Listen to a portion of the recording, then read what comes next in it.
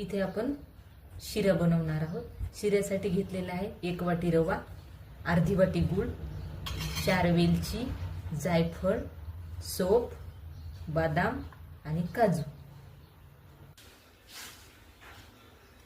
कढईमध्ये 3 चमचे मी तूप घातलेलं आहे। रवा इथे गाळून घेऊया। तूप गरम झाल्यानंतर इथे आपण कढईमध्ये रवा टाकूया। इथे आपण या पातेल्यामध्ये गूळ टाकून घेऊया आणि त्याच्यामध्ये पाणी घालूया।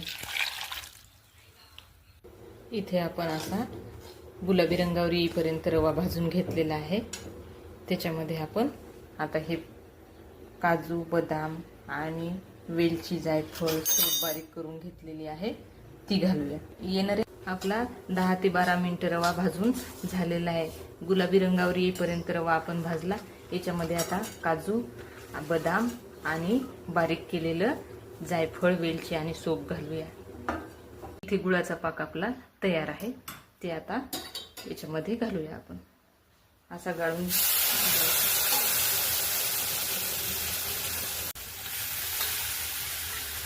शिरा इथे रेडी झाला आहे खायला। अशा प्रकारे आपला गुळाचा शिरा इथे ताटामध्ये खाण्यासाठी तयार झालेला आहे। तर या खायला लाईक करा, कमेंट करा, शेअर करा आणि कसा झाला नक्की सांगा।